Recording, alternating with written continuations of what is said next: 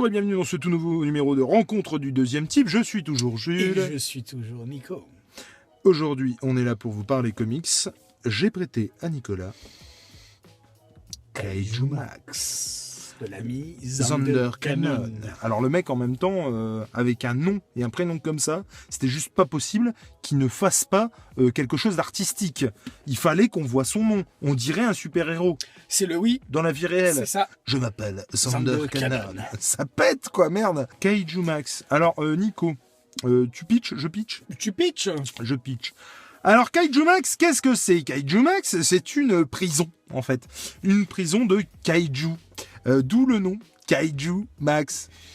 Alors en fait, ça aurait pu s'appeler, je sais pas moi, Kaiju Break ou Kaiju Jailbreak ou Kaiju Jailbreak. Bref. Alors, c'est un pavé chez Bliss Comics. 300 pages, un truc comme ça. Voilà, je sais pas, mais en tout cas un bon pavé. C'est du souple, ce que j'ai moi apprécié pour le coup. Carrément. Même si j'aime bien le hardcover, là pour le coup j'ai vraiment apprécié le format souple. C'est donc du pavé à quoi, 35 balles? Je sais pas toi, mais moi j'ai oublié. À chaque fois je faisais gaffe à paniquer la tranche. Ouais, par contre ouais. En la lisant. C'est ça le petit souci. C'est le petit souci effectivement. Du souple. Mais 35 balles. 35 balles, effectivement, on a eu la chance de croiser Zander Cannon. Putain, je m'y fais pas. J'ai l'impression d'être dans Power Rangers. Zander Cannon, qu'on a croisé à la Comic Con. Et alors, il faut qu'on vous en parle. Parce que c'était genre hallucinant. La Comic Con, on a fait la connerie d'y aller une journée, pas plus. Et on était exténués. Enfin, c'était terrible. Alors, c'était génial parce qu'on a eu les signatures, qu'on a pu rencontrer nos idoles. C'était génial parce qu'on a eu les signatures pour lesquelles on a fait les queues. Ouais. La queue. C'est génial aussi parce que la queue, pendant les queues, moi j'ai rencontré des gens, toi aussi, on a discuté, c'était super. Les rencontres, c'est fantastique. Voilà. Et c'était ça. Heureusement qu'il y avait ça parce que. On a fait donc de la file d'attente toute la journée. On n'en pouvait plus. On s'est baladé sur le stand, tout ça. Enfin bref, on en avait plein les bottes pour le coup. On avait quand même l'objectif d'acheter certains titres. Ah oui, carrément. Certains titres, on les a achetés pendant qu'on faisait les queues. Parce que il fallait qu'on fasse signer par les auteurs, ces titres qu'on achetait. Ouais. Et celui-là, Kaiju Max, c'était le dernier titre qu'on voulait acheter. Tout à fait. Et ça a été le dernier stand qu'on a fait à la Comic Con. Et du coup, on arrive sur le stand de Bliss Comics, mais sans déconner, mais moi, j'en pouvais plus, quoi. Surtout, on n'en pouvait plus, mais ce qui nous a rassuré, c'est qu'il n'y avait personne dans le stand. Et que Bliss Comics, il y avait 4 auteurs qui dédicaient ça. Ah ouais, il y en avait vraiment dont Zander Cannon. Et donc on arrive, et je prends le truc, machin, et je crois que c'est lui qui a entamé la conversation en disant un truc à peu près du style, et qui voulait dire, en somme, faut pas se laisser rebuter par les dessins. Oui. C'est exactement ce qu'il a dit. Un truc dans le genre. Il a dit, je dessine comme une merde, mais faut pas se laisser. Il l'a pas dit. Non. Ça, c'est nous qui lui avons dit. Qui lui avons fait comprendre maladroitement. Et je pense que c'est vraiment un bon tremplin pour ce qu'on va dire après, en Totalement. fait. Et donc voilà. Donc on lui dit, on commence à lui parler. Et le mec bite rien du tout à ce qu'on dit tellement. Je suis mauvais en anglais. Mon collègue l'est mieux que moi. Et alors, j'arrive à baragouiner en anglais. Mais je vous avoue qu'à l'heure où on allait le voir, c'est-à-dire genre, mais je sais pas, il devait être 5h du soir, quoi. Franchement, j'en pouvais plus, j'arrivais déjà pas à parler français. Alors, c'était pas pour parler anglais. Et bref, je lui dis en somme, mais avec des mots en plus extrêmement mal choisis, parce que je crois que j'ai utilisé le terme bad, quoi. Et en lui disant que son dessin était mauvais. Et j'ai rectifié le tir après, je dis mais non, on dit pas que votre dessin est mauvais, c'est juste qu'il est difficile à appréhender, quoi. Et lui il était là, si, c'est une grosse merde. It's bad, it's very bad. It's bad. Mais non, vraiment, et du coup, effectivement, je lui dis qu'en gros son dessin est mauvais, et là... avec le sourire, tu vois. Et du coup, il y a la nana de Bliss Comics qu'on remercie d'ailleurs, qui était extrêmement gentille. C'est ça, si elle nous voit, si elle nous regarde. Qui en gros, je lui fais un appel des yeux en disant s'il vous plaît, venez nous aider. Elle arrive, je dis vous savez parler anglais? Et la fille me répond bah ouais. Tu vois, genre, ok. Je dis vous pourriez lui dire que, et du coup, en gros, en substance et en français pour le coup, je lui dis que effectivement son dessin est pique un peu les yeux, quoi, mais que je ne peux pas m'empêcher de l'acheter parce que j'en ai vraiment entendu du bien par tout le monde. Et je me dis que c'est pas possible que voilà. Et du coup, quand je lui dis ça, la fille, genre, a bloqué, genre, mais comment je vais lui traduire ça, quoi? Et je lui dis, non mais dites-lui, et je trouve que la comparaison est bonne. Je sais pas si tu te souviens de la comparaison. Ouais, avec Dark Knight. Ouais, je lui disais que comme Dark Knight, je serais rebuté par le dessin. Non, pas de Miller. Bah si, Miller, pardon. Et j'allais être rebuté par le dessin et que vraiment ça allait me freiner au départ. Et en fait, que c'est le scénario qui m'a donné goût à ce dessin-là, en fait.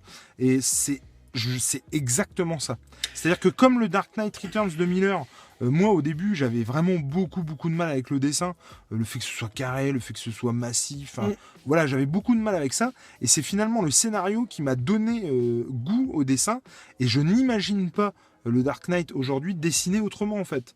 Je peux pas faire de projection. J'adore Tim Sale, je vois pas du tout le dessin de Tim Sale dans Dark Knight.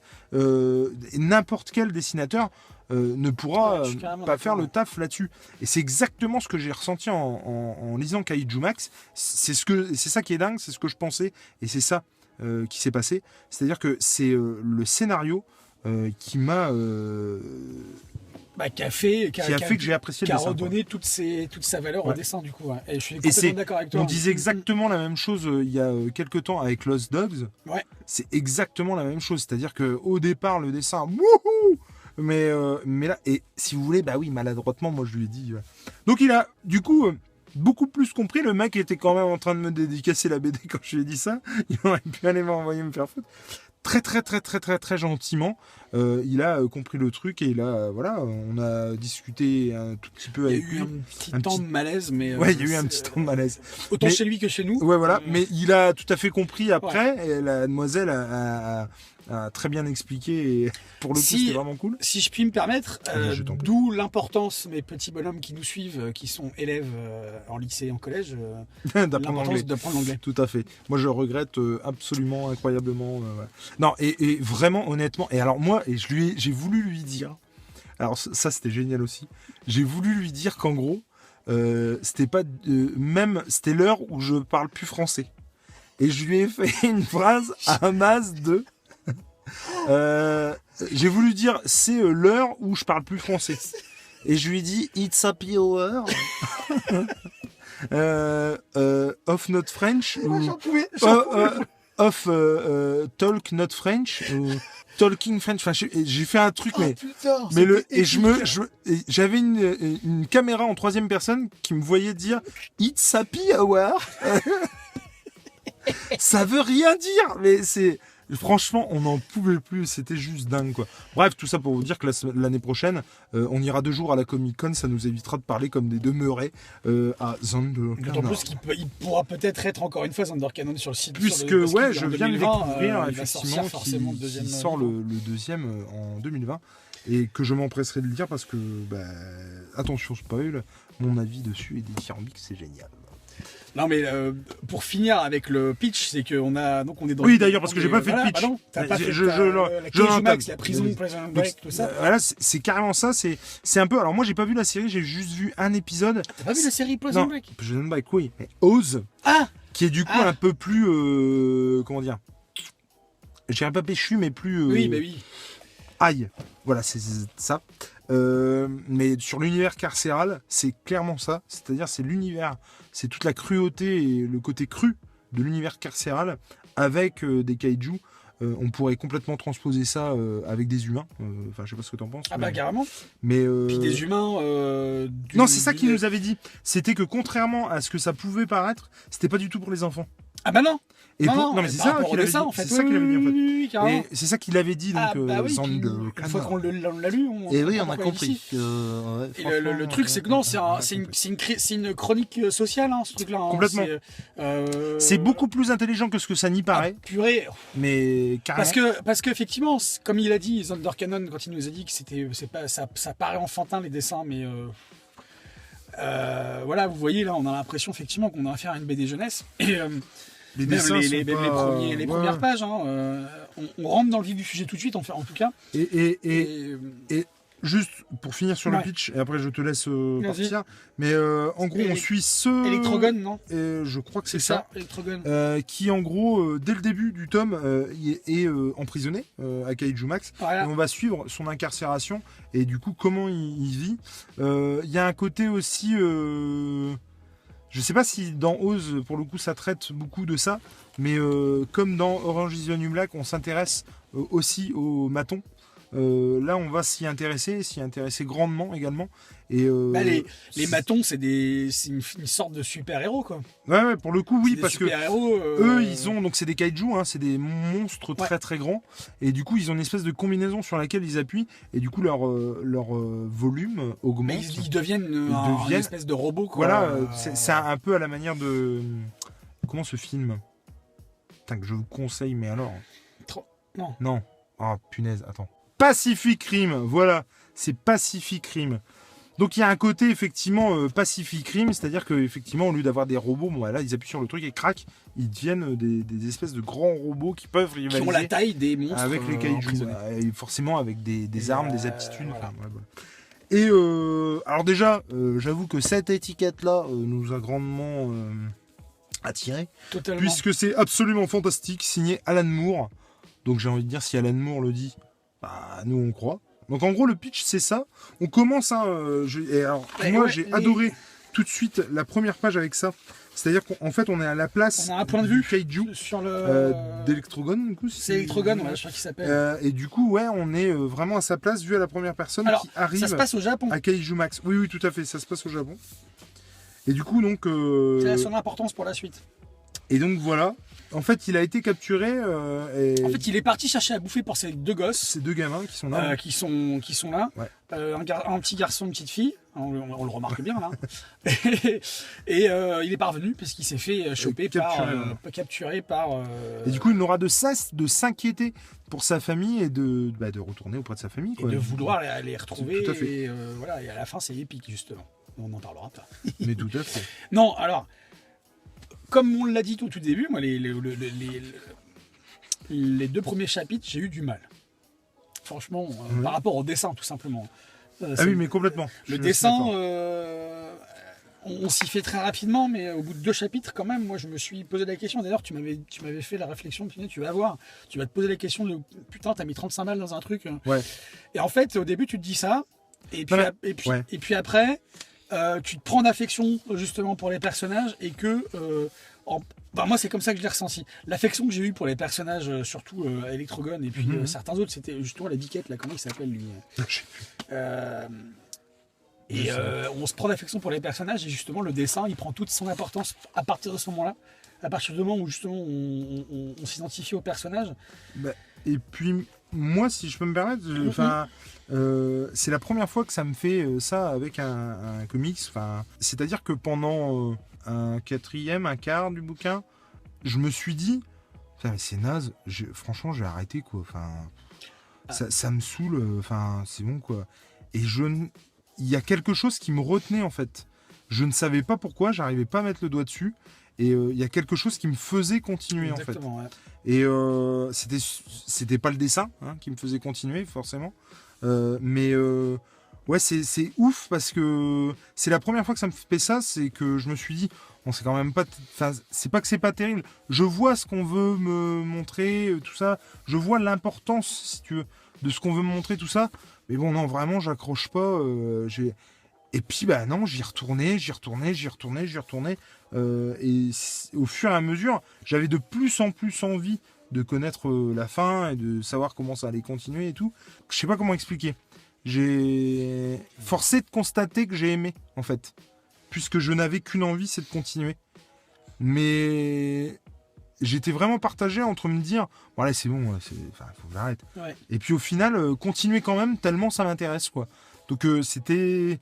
Encore une fois, on le dit très régulièrement, mais il y a des comics comme ça, des comics ou des BD, qui vous font revoir votre point de vue sur beaucoup de choses.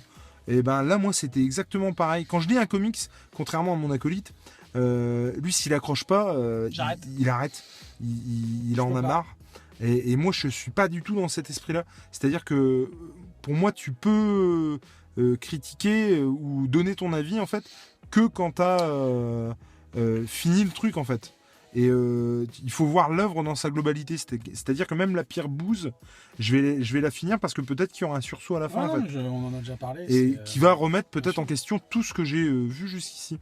Et par exemple, ça m'est arrivé sur Shutter Island de Martin Scorsese, où en gros, il y a un moment donné, je trouvais le film nul. Des faux raccords partout. Des Martin Scorsese, des faux raccords quoi. Et c'est genre, mais des faux raccords partout, nuls, des trous dans le scénario, enfin ça va pas du tout. Et il y a un truc, et pour ceux qui ne l'ont jamais vu, qui n'ont jamais vu de ce dont je vais parler, je vais l'expliquer en code, c'est-à-dire qu'il y a un moment donné, en fait, il interroge une dame qui boit un verre d'eau, et il y a un truc qui se passe avec ce verre d'eau. Et à ce moment-là, ça m'a fait revoir tout le film. Alors que, genre, 1 heure avant, je me disais, non mais je vais me casser, c'est naze, machin. Ce petit élément-là m'a fait voir le film complètement autrement. Et c'est un film qui est dans mon top 10, assurément, des films que j'apprécie, quoi. Et donc, vous voyez, pour moi, il faut vraiment aller au bout du truc pour pouvoir dire, bah non, c'était naze. Et donc, de toute façon, je l'aurais fini, je pense. Mais c'est un autre sentiment qui m'a fait continuer. Ouais, j'ai eu le... Et du coup, oui, toi aussi. Moi aussi, j'ai eu le même sentiment. Puisque t'es dans... Je l'ai fini, et puis... je me suis pas dit que c'était une bouse au départ, mais je me suis dit, oh putain, qu'est-ce que c'est ce truc, quoi. Je me suis pas dit que c'était une bouse. C'est vraiment ça, c'était vraiment... J'accroche pas, j'adhère pas, quoi. Ouais, c'est ça part dans tous les sens. Ça va trop... Et en même temps, après, voilà, au moment où j'ai commencé à accrocher au bazar, par exemple, là, voilà, on passe justement de cette page où il se transforme, le gardien de la prison, le chef de la prison, et il se transforme en ça. Moi, j'ai tout de suite pensé aux séries qu'on regardait dans le Club Dorothée, Power Rangers ou Bioman, avec ou Goldorak en manga. Il y a carrément il y a un côté nostalgique aussi. Hein, il y a un côté nostalgique, il y a un côté manga aussi au bazar.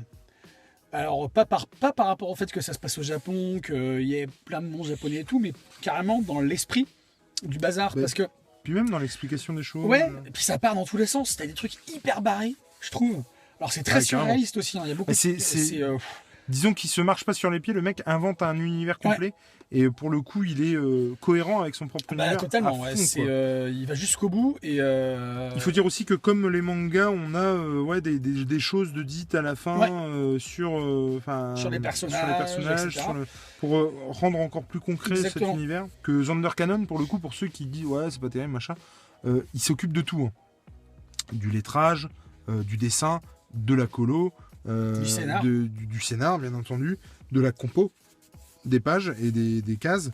Donc, le mec fait tout. J'ai hâte de lire le livre 2, c'est-à-dire il sort en 2020, j'ai hâte de le lire parce que la fin, elle est hyper ouverte. Et non, c'est... Pour continuer ce que je disais tout à l'heure, non, j'ai adoré ce côté barré à la manga, parce que dans les mangas, il y a quand même des moments où les personnages, dans une situation sérieuse, ils vont avoir une réaction totalement disproportionnée. Ou dans les mangas, les dessins animés qu'on a vus.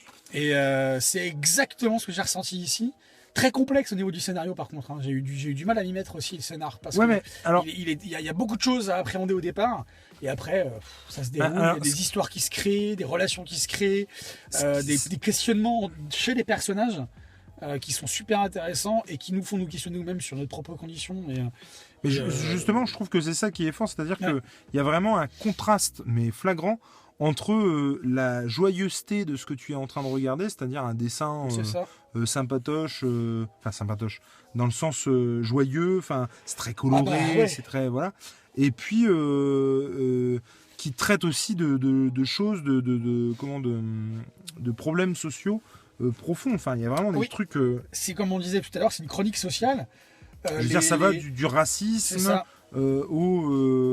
je sais pas. On est à fond dans le racisme, quoi. Du racisme, l'incarcération, le milieu carcéral, ce qui peut se passer dans les prisons. Et puis les raisons pour lesquelles ils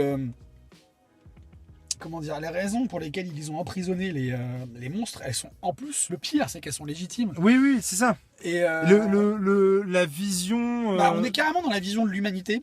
l'espèce humaine qui veut survivre à tout prix et qui se dit de toute façon c'est moi qui ai le droit et les autres espèces n'ont pas le droit. Et puis comment on considère l'autre ? Comment on considère l'autre ? Et en fait, alors je sais pas, il faudra qu'on s'intéresse plus à la biographie de l'auteur, mais je serais pas étonné qu'il soit un fervent défenseur de la cause animale, ce mec-là.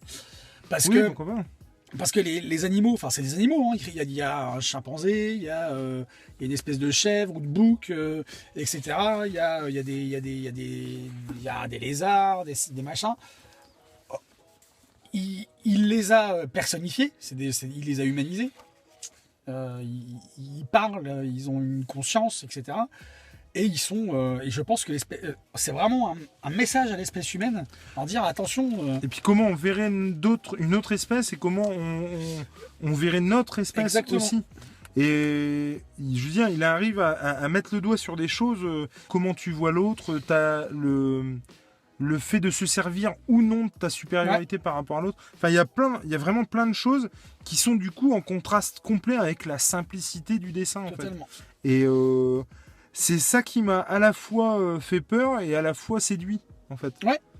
Et mais ce qui est intéressant aussi, c'est qu'au-delà de toute cette complexité du message qui est transmis par le scénar, il y a quand même aussi pas mal de naïveté dans le scénario. Il le fait volontairement et ça passe carrément bien, je trouve. Mais par rapport justement à ce robot-là, cette secte-là où on a carrément un ersatz des sectes chrétiennes ou vraiment religieuses là. Et là, on a carrément aussi ces mecs-là. Ça se passe au Japon, mais ça aurait pu se passer en Chine avec secte chrétienne, vraiment. T'es sûr de ton goût ? Non, mais t'aurais pu, je sais pas, secte religieuse. Parce que des sectes, il y en a partout, tu vois. Oui, mais en l'occurrence, ça fait penser le message qu'il transmet. Il y a un message chrétien. Et il le. Par contre, je comprends pas pourquoi t'as plus vu chrétien qu'autre chose. Des religions. Et quand je dis secte chrétienne, je pense au premier chef, au premier chrétien, qui était considéré comme une secte à l'époque de l'Empire romain. Oui, forcément. Et justement, qui étaient des martyrs. Oui. Non, mais complètement. Il y a aussi ce sens-là. Ce que je veux dire, c'est que moi, quand je l'ai lu, j'ai vu effectivement une critique de la religion, mais pas forcément une critique de la chrétienté, en fait. C'est dur, ça, critique de la chrétienté. Ouais, chrétienté. Ouais. Critique de la chrétienté. Non, mais c'est vrai. Dis-le. Non, mais... Et tu vois, je voyais une critique des religions, parce que pour moi, c'est des religions. Mais non, mais je suis totalement d'accord. Je dis pas le contraire, mais c'est juste qu'il y a des petits morceaux de choses qui disent cette secte qui m'ont fait penser au christianisme. Peut-être aussi que c'est parce que c'est le christianisme qu'on connaît le mieux et du coup on rattache forcément à ça. C'est ça. D'accord. C'était juste parce que moi-même je comprenais pas. C'est pour ça que je te pose la question. Vous avez compris ? Mais juste par rapport à ce que je disais, c'est que par rapport à la naïveté, ce robot là par exemple, il a une énorme naïveté. Il est même touchant d'ailleurs, je trouve. Ouais, par rapport à la relation qu'on découvre après, qu'il entretient avec des gens de l'extérieur. Et aussi une critique de la société totalitaire, parce que ces personnages-là, qui sont les humains qui gardent la prison et qui peuvent se transformer en robots, ils ont pour la plupart un côté très autoritariste, hormis même deux, qui vont avoir un moment de réflexion dans le bouquin sur leur utilité et sur le bien fondé de leur action. Mais moi, c'est ça qui m'a de temps en temps, je dirais pas perdu, mais je trouve qu'il y a des moments où justement on est très dans le réel et très ancré dans ce que nous on connaît, et d'un seul coup on part dans un truc mais hyper what the fuck. Je pense notamment où tu vois, où d'un seul coup il y a quelqu'un qui va embrasser une autre personne. Je sais pas si tu vois de quoi je parle. Mais du coup, tu dis, mais what ? Mais pourquoi ? Comment ? Qu'est-ce qui se passe d'un seul coup ? Et du coup, ça vient de nulle part, c'est ça le truc. Il y a des fois où ça part un peu dans le what the fuck, ce qui peut être cool, mais en même temps, ce qui peut aussi dérouter, je trouve. Totalement. Et après, je pense aussi que j'ai l'impression, en tout cas, qu'on accroche à partir du moment où, en fait, on est tombé sur le truc qui nous a touché, en fait. Enfin, l'élément où on se dit, merde, putain, il va loin, en fait. Moi je me rappelle d'un événement qui se passe notamment avec Electrogon. Je sais pas si tu vois de quoi je parle. Vas-y. Je t'en avais parlé. Ah oui. Moi ça m'a pas. Ça t'a pas. Non, c'est ce qui se passe plus loin qui m'a. Et effectivement, c'est déjà terrible. Et ce qui se passe derrière, c'est encore plus terrible. Et donc vas-y, embraye. Et ça c'est le genre d'événement qui fait référence typiquement à l'univers carcéral tel qu'on en a parlé au début de la vidéo. Alors tel qu'on le connaît, même si j'imagine on le connaît mal. Et qu'on connaît très mal. Mais on peut imaginer ce que c'est pas... Nous ne sommes jamais allés en prison. Non. Mais on imagine bien que c'est... Non, franchement, c'est un super ouvrage, une super œuvre qui fait appel à plein de références, même si elles sont pas si évidentes que ça, qui nous fait... Ah oui, ça c'est clair. Au niveau des rêves. Qui nous fait réfléchir aussi, parce que c'est ça aussi le but de ce genre de bouquin. Complètement. Et c'est encore une fois, on le dit souvent dans les vidéos, s'il fallait le prouver aux gens qui nous regardent, ou aux gens qui ne sont pas forcément habitués aux comics ou aux BD, le comics ou la BD sont porteurs de messages, même si sous couvert de super-héros, sous couvert de grands méchants, là il y en a vraiment. Là on a typiquement une œuvre qui nous montre toutes les facettes de l'espèce humaine, dans ce qu'elle peut avoir de meilleur et ce qu'elle peut avoir de pire. Surtout de pire. Et surtout de pire, même si le message il est que, même si là ici on nous montre que le plus souvent le pire de l'espèce humaine, il y a quand même un espoir. Et ça sera pas mon mot de la fin. Attends, pourquoi? Il y a quand même un espoir parce qu'il y a quand même des personnages humains qui... Ah oui. Tu vois ce que je veux dire par rapport à ça? Il y a des personnages, certains des humains la plupart des humains sont quand même, dépeints comme des véritables salauds, faut dire. Oui. Mais on se rend compte par le jeu d'arrivée de nouveaux personnages et par le jeu des relations avec ces nouveaux personnages que certains personnages qu'on pensait être de vrais salopards ne le sont pas forcément, ou le sont plus par... ça complètement. Plus parce que par habitude... je vais m'expliquer.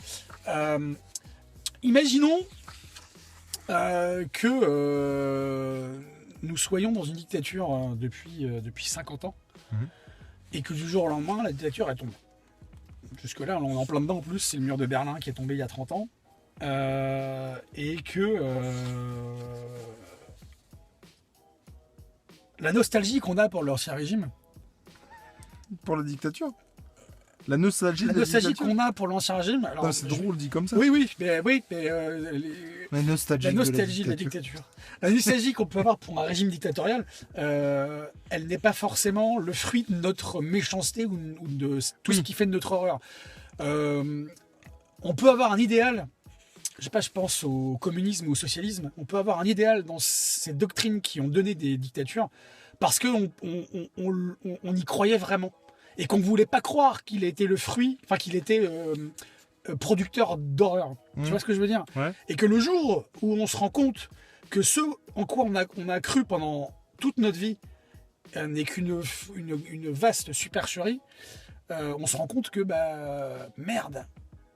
En fait, c'était que des... Et donc, on va essayer de réparer, de rectifier le tir.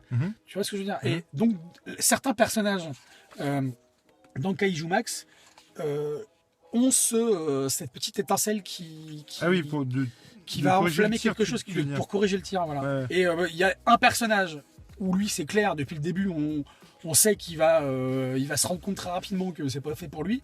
Mais il y a un autre personnage, ou même deux, où on se dit putain merde, si tu vois de qui je parle, il y a deux personnages, ils se rendent compte que le système dans lequel ils vivent, ils gravitent et auquel ils croient, c'est pas forcément il n'est pas forcément tout rose et qu'ils essayent de rectifier le tir. Je crois à ça. Après tu vois, je sais pas si j'ai été clair. Je pense. On fera un vote sur Facebook. Est-ce que Nico a été clair dans le RDDD de cette semaine? Alors, le truc, par contre, c'est que... tu vois, je sais pas, on parle souvent de nos élèves. Je sais pas du tout si... je pense que nos élèves passeraient complètement à côté du titre. À côté de tout ça. Ouais. Je pense tout ce qu'on vient de dire. Pas parce qu'ils sont bêtes, pas parce qu'ils sont pas cultivés. Mais si. Déjà, il resterait sur les apparences du dessin qui effectivement peut rebuter. Et puis, je pense que ça les intéresserait tout simplement pas en fait. Ce qui est dommage. Hein. Je suis pas d'accord avec toi. Que ce soit dommage. Moi, je suis souvent surpris par ce à quoi s'intéressent mes élèves. Je pense qu'ils vont s'intéresser à un truc et en fait pas du tout. Ils s'intéressent à complètement l'inverse. Alors attends, je me suis mal exprimé pour le coup. c'est très découpé en chapitres. Ouais. Je pense effectivement que si par exemple toi, puisque tu es prof de lettres, même si moi je pourrais aussi trouver quelque chose à étudier avec, mais analyser, quand je dis analyser, décortiquer un chapitre, oui, se taper tout le volume, je pense pas. C'est pas possible. Je pense qu'ils apprécieraient. Ou alors en extrait. Oui, voilà. Un extrait significatif qui est très représentatif. Mais déjà, une BD, c'est difficile à exploiter. Complètement. Même si c'est carrément possible, c'est complexe quand même à exploiter. Est-ce que tu as autre chose à dire ? Si ce n'est qu'il faut le lire. Alors si, je voulais ajouter que ça m'avait fait rire quand j'ai pris Kaiju Mac, je suis rentré à la maison et du coup je l'ai feuilleté un petit peu avant de me plonger dans la lecture et ça m'a fait rire parce qu'en fait donc il y a le logo de Bliss, je sais pas si on le voit. Quoi ? C'est pas Bliss Comics. Si, c'est Bliss Comics. Si ? Oui, mais c'est Bliss, mais c'est pas Bliss Comics. Si, c'est Bliss Comics. C'est juste pas Valiant. C'est pour ça. Donc c'est pas grave. Donc Bliss Comics, c'est marqué pour public averti, 35 €. Et alors ce qui me fait rire, c'est que j'imagine qu'au-dessus du code barre, sur tous les titres de Bliss Comics, il y a le genre en fait dans lequel il est répertorié. Et là c'est quand même marqué drame carcéral / kaiju / humour. Oui. Je me suis dit, mais il a fumé le mec. Et je trouve qu'avec ces 3 mots-là, ça résume complètement ce que c'est. Parce qu'on a parlé beaucoup de drames sociaux, de ce qui peut se passer d'horrible dans les prisons, tout ça. Mais moi, il y a plusieurs fois où je me suis surpris à rire. Oui. Et dans des situations pas forcément ouf, quoi. Mais et puis même c'est vrai. Voir des je me souviens, voir des kaiju, avoir des discussions à la Tarantino. C'est-à-dire des trucs genre qu'est-ce que t'as mangé ce matin ça moi je peux plus depuis que je bouffe ça me donne des gaz tu vois et moi ce genre de truc voir 2 kaiju aux toilettes en train de se dire ça les yeux dans les yeux ça me faisait plutôt rire quoi et du coup voilà qu'est-ce qu'on peut rajouter d'autre à part dire de le lire je ne sais pas mais en tout cas 35 balles en tout cas ça fait le taf. Ah carrément que ça fait le taf. C'est-à-dire que moi je l'ai d'habitude des trucs de 300 pages, je mets du temps à les lire. Parce que pour la simple bonne raison que je lis plusieurs choses en même temps. Mais là, ça faisait longtemps, je m'étais pas restreint à lire la même chose. Et je l'ai lu très rapidement pour le coup. Mais après, effectivement, aussi, il faut quand même dire que si vous achetez des comics en premier lieu pour le dessin, c'est pas pour vous. C'est pas pour vous, c'est clair. Si vous achetez pour le scénario. Voilà.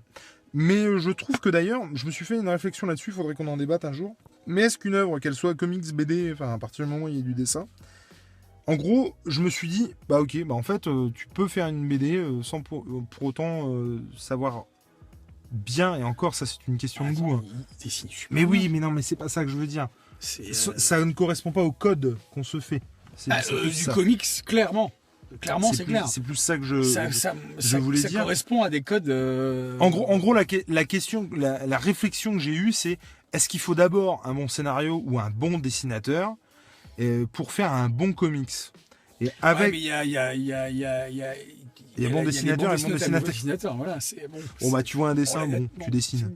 Je pense qu'effectivement, une œuvre avec un bon scénariste, quel que soit le dessin, peut réussir à percer. Alors que je suis pas sûr. Par rapport à Jeff Lemire, j'ai lu un truc de lui il y a très peu de temps que je vais te filer la prochaine fois. Je finis juste cette phrase. Alors que je pense pas qu'un bouquin avec des beaux dessins peut rester. Ce sera. Tu vois, peut rester sans, moi, je vais sans un bon scénario. Totalement. En fait. C'est-à-dire qu'il y a, d'un côté, tu parles de Jeff Lemire. Moi, j'ai lu dernièrement Trillium de Jeff Lemire. C'est lui qui a dessiné et qui a scénarisé. Et la prochaine fois, je te le prêterai. C'est excellent. Le dessin, c'est du Jeff Lemire dans toute sa splendeur. C'est extraordinaire. Et ça fait le taf, le dessin. Alors que Jeff Lemire, c'est vrai qu'il n'est pas réputé. Même si le dessin, il est atypique, mais il est typique pour le coup. Et par contre, tu disais que un bon dessinateur ou quelqu'un qui fait des super dessins, parfois peut être accompagné d'un scénar pourrave. ou un scénar qui est ou un scénar qui est pas exceptionnel. Moi, je penserais à Alex Ross, par exemple. Alex Ross, c'est du dessin de ouf, hein, le dessin, on en a parlé. Même si moi, je trouve que c'est trop. Ouais, mais non, mais j'ai du mal à respirer quand je vois du Alex Ross. Mais après, scénaristiquement, c'est pas. Tu vois ce que je veux dire? Ce que toi tu as lu. Oui. C'est ça. Ce que j'ai lu. Toi, tu as lu. Oui. Et puis c'est mon impression après, effectivement. Je veux dire, ce que tu as lu, toi, c'était Justice League par Alex Ross. Ouais. Et je ne sais plus si c'est lui qui avait écrit le scénario ou pas. Non, c'est Paul Dini qui l'avait écrit le scénario. C'est Paul Dini, effectivement, qui avait écrit le scénario. Et pour le coup, voilà, c'était des petites scénettes où on voyait les super-héros sur quelques pages. Donc effectivement, c'était très beau visuellement. Mais c'est vrai que le scénario, il y en avait pas vraiment, puisque c'était juste des présentations de personnages. En tout cas, pour finir sur le dessin, et on va boucler la boucle, parce que ce qu'on a dit au début, c'est que Zander Cannon, il nous disait, attention, c'est pas faut vous fiez pas au dessin. Ouais, c'est clair, c'est pas pour les enfants. C'est pas pour les enfants, c'est quand même un dessin qui pourrait avoir sa place dans la BD jeunesse.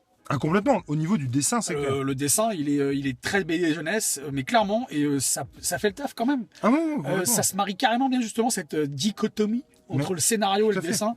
Elle est mortelle. On parlait ça avec Lost Dogs, effectivement, le dessin correspond tout à fait à ce que tu lis. Carrément. J'imagine personne d'autre maintenant dessiner cette histoire, quoi. Non. Donc voilà. En attendant que ce soit des comics DVD, du kaiju drame carcéral, kaiju humour, l'important c'est de lire. Allez, ciao!